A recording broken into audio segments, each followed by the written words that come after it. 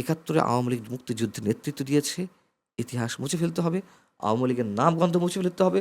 আওয়ামী লীগ মুছে ফেলতে পারলে অনেকে তো ঘেন্নার জায়গা থেকে ফ্যাসিবাদীর একটা কিন্তু এই কার্যক্রমের জন্য কি আওয়ামী লীগের কোনো দায় নেই? তারা আওয়ামী সরকারের চাটুকারিতা করেছে, চাটুকারিতা করে হয়তো বিশেষ সুযোগ সুবিধা নিয়েছে। আচ্ছা, এগুলোর বিরুদ্ধে যদি কোনো আইন থাকে আপনি সেগুলোর বিরুদ্ধে আপনি মামলা করেন, কোনো সমস্যা নেই। কিন্তু হত্যা মামলা কেন? যখন এগুলো অনেক বেশি সমালোচনা হচ্ছে তখন আমরা হুট করে কি দেখলাম? সেই ২০১৩ সালে শাপলা চত্বর যে ঘটনা, সেই ঘটনায় এরা নাকি ইন্ধন দিয়েছে। সাংবাদিক ফারজানা রূপা, সাংবাদিক শাকিল আহমেদ, এরা নাকি ইন্ধন দিয়েছে। আপনি বুঝুন। আচ্ছা, ভালো কথা, এরা ইন্ধন দিয়েছে, আপনি নতুন করে খুঁজে পাচ্ছেন। তাহলে এই মামলাগুলো হবে কোথায়? জেনারেল কোর্টে তো। সাধারণ প্রচলিত আইনে এগুলো হবে। এটা কেন আইসিটিতে যাবে? কেন ইন্টারন্যাশনাল ক্রিমিনাল কোর্টে যাবে? কেন যুদ্ধাপরাধ ট্রাইব্যুনালে যাবে? আরে যুদ্ধাপরাধ ট্রাইব্যুনাল তো গঠন হয়েছে যুদ্ধাপরাধীদের বিচারের জন্য। এটা কি দুই রাষ্ট্রের মধ্যে এই ২৪-এর আন্দোলন বলি আর এই যে হেফাজতে ইসলামের ঘটনা বলি, এগুলো কি দুই রাষ্ট্রের মধ্যে যুদ্ধ, নাকি আমাদের নিজের রাষ্ট্রের মধ্যে হয়তো দুই পক্ষের মধ্যে কনফ্লিক্ট? সেটি যুদ্ধাপরাধ ট্রাইব্যুনালে যাবে কেন? শেখ হাসিনা বিচার কেন যুদ্ধাপরাধ ট্রাইব্যুনালে যাবে? সব হচ্ছে প্রি প্ল্যান অনুযায়ী। এবং আপনার এই শোতে একটা কথা বলে যায়, শেখ হাসিনাকে এখন কোথায় নামানো হচ্ছে, আওয়ামী লীগকে কোথায় নামানো হচ্ছে? এখন জামাত ইসলামের সাথে তুলনা করা হচ্ছে। জামাত ইসলাম যুদ্ধাপরাধী সংগঠন। জামাত ইসলামীকে যুদ্ধাপরাধী সংগঠন হিসেবে বিচার দাবি করা হচ্ছিল। ৭১-এ মানবতার বিরুদ্ধে অপরাধের জন্য তাদেরকে দায়ী করা হয়। ঠিক সেই জায়গাটিতে কিন্তু এখন নিয়ে গেছে। এখন দেখবেন যে একজন শুভবুদ্ধি সম্পন্ন মানুষ, আমি বলছি শুভবুদ্ধি সম্পন্ন মানুষ বা প্রোগ্রেসিভ মাইন্ডের মানুষ অথবা প্রগতিশীল কিংবা মুক্তিযুদ্ধপন্থী মানুষ, তারাও কিন্তু বলছে শেখ হাসিনার যদি বিচার হয় তাহলে জামাতের বিচার হবে না কেন?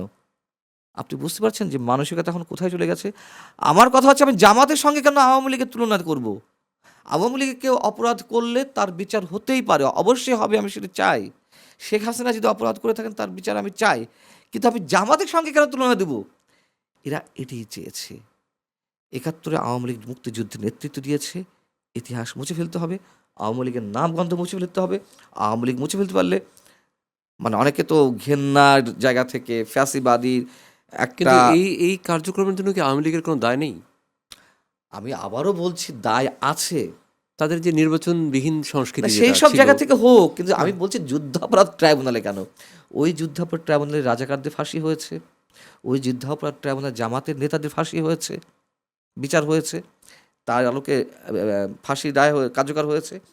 ওখানেই আওয়ামী লীগকে বিচার করতে হবে। আমি তো আওয়ামী লীগ কোনো অপরাধ করে থাকলে তার বিচার করা যাবে না, আমি তো একবারের জন্য সে কথা বলছি না। আপনি স্পেসিফিক অভিযোগে তার বিরুদ্ধে বিচার করুন, প্রয়োজনে আপনি স্পেশাল ট্রাইব্যুনাল গঠন করুন। বিডিআর হত্যা মামলায় স্পেশাল ট্রাইব্যুনাল গঠন হয়েছে না? যদিও সেই ট্রাইব্যুনাল নিয়ে নানান ধরনের অভিযোগ আছে, বাদ দিলাম সেসব কথা, অন্য তর্ক। তা আপনি স্পেশাল ট্রাইব্যুনাল নিয়ে যুদ্ধাপরাধ ২৪শে আন্দোলনে যেসব ঘটনা ঘটেছে সেগুলো বিচার করুন না। আপনি ওই ট্রাইব্যুনাল নিচ্ছেন কেন? ওই ট্রাইব্যুনাল তো স্পেশালি গঠন হয়েছিল যুদ্ধাপরাধীদের বিচারের জন্য। ওই ট্রাইব্যুনালে কেন আওয়ামী লীগকে নিতে হবে? আওয়ামী লীগের সময় ২৪শে কি ভারতের সঙ্গে আমাদের যুদ্ধ হয়েছে বাংলাদেশের, নাকি পাকিস্তানের সঙ্গে যুদ্ধ হয়েছে? যুদ্ধাপরাধ কোনটা? দুই রাষ্ট্রের মধ্যে যুদ্ধের মধ্যে দিয়ে যে মানবতা বিরোধী অপরাধগুলো সংঘটিত হয় সেটাই না, যুদ্ধাপরাধ। আমি সেটা আপনার সাথে একমত, এখানে একমত। কিন্তু আমি একটা ব্যাপারে একটু দ্বিমত করছি যে আসলে আমি যেটা বলছিলাম যে আওয়ামী লীগের দায়টা কোথায়? যখন নির্বাচনবিহীন সংস্কৃতি তৈরি হয়ে যায়, যেমন আওয়ামী লীগ কিন্তু বিভিন্নভাবে তারা ইলেকশনে জাতীয় পার্টি বা এরকম আশেপাশে দু একটা পার্টি ছাড়া সবাইকে নির্বাচন থেকে দূরে রাখার একটা কৌশল প্রয়োগ করতো।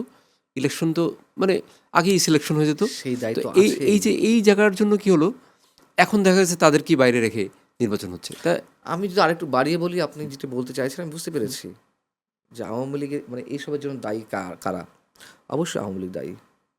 আমি আরেকটু বাড়িয়ে বলতে চাই এইভাবে, ডক্টর ইউনূসের সময় যে জঙ্গিবাদ চরমপন্থা উত্থান হলো, মোড়ে মোড়ে বিভিন্ন মিছিলে আইসিসির পতাকা উঠছিল, কালো পতাকা, হিজবুত তাহরির উত্থান, এটি কেন মাথা চাড়া দিয়ে উঠল?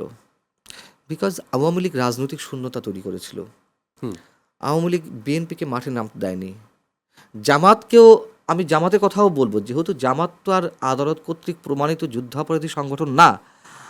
আমি হয়তো আমরা জানি ইতিহাসের আলোকে, কি যতক্ষণ না পর্যন্ত আপনি আইনি প্রক্রিয়ার মাধ্যমে কোনো সংগঠন বা প্রতিষ্ঠানকে বা কোনো সত্তাকে আপনি অবৈধ ঘোষণা না করছেন, নিষিদ্ধ ঘোষণা না করছেন, ততক্ষণ তো পর্যন্ত আপনি তার রাইটসটা দিবেন।